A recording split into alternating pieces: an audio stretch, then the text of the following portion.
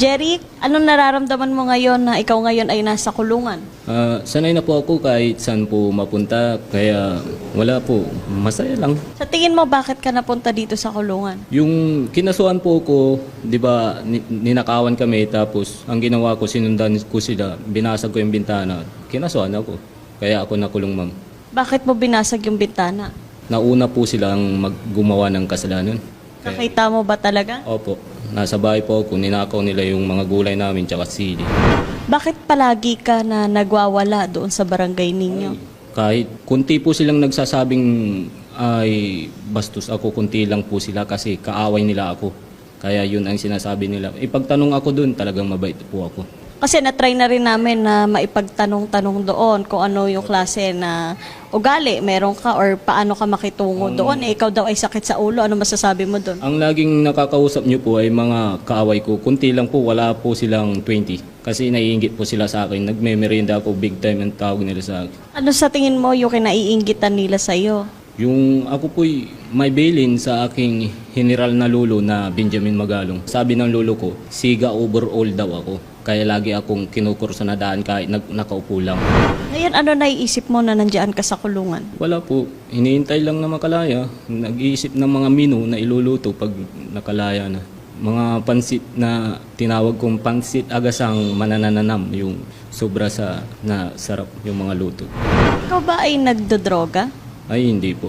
Yung may maintenance lang po na gamot. Kasi PWD na rin ako. Paano mo nasabing PWD ka? Ano ang sakit mo? In-apply ako ng tita kong wardina na Soriano. Yung ito po mga pilat ko sa disgrasya, tapos may bali ako sa siko, tapos tuhod, tapos tadyang may bali-bali po ako. Paano ka naging PWD? Yun po, alam ng tita ko po na wardina sa City Jail. Kaya in-apply akong PWD para makatipid po ako sa gamot na maintenance. Ano yung maintenance na iniinom mo para saan? Ulansapin po, pampakalma kasi isip na ako ng isip. Kasi po ako'y tinatawag na genius sa school. Nag-iisip po ako ng mga kanta dahil sa Biblia po may awit po. Kaya nag-aawit ako lagi na mag-isa.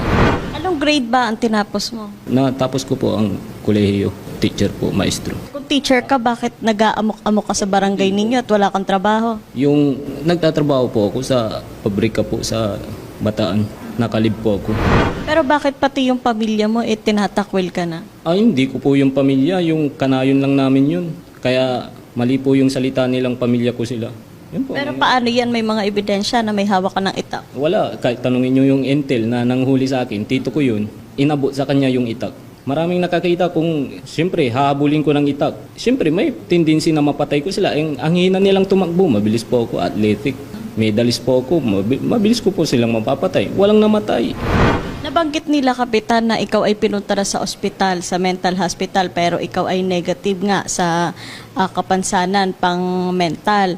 Ngayon, ginagamit mo na lang ba ito para makatakas dyan sa mga kasalanan na ginawa mo para hindi ka makulong?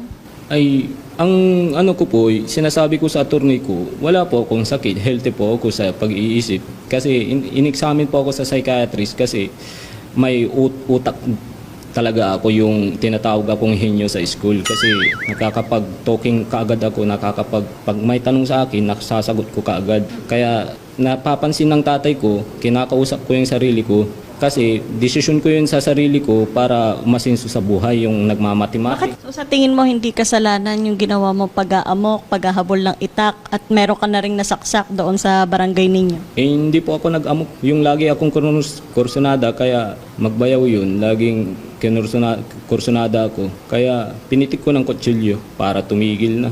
Yun ang ginawa ko. Hindi po ako nag-amok. Sa tingin mo, tama yun? Sigaw. Tama po, pagganti. Kasi sila'y makasalanan. Kung hindi tayo gaganti ng mga mabait, ay lugi na tayo sa mga makasalanan.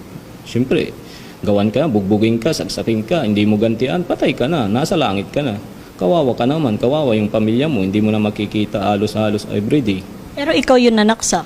Opo, kasi kursunada ako lagi. Hindi po ako lagi yung nag-uumpisa, biktima lang po ako. Gumanti lang po ako. Anong lahi mo? Yung Pinoy po, tapos all abroad. All abroad, tapos may dugong Pinoy.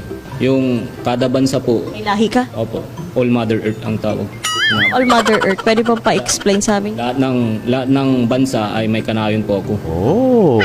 Yun ang dugo ko. Tapos Pinoy pa.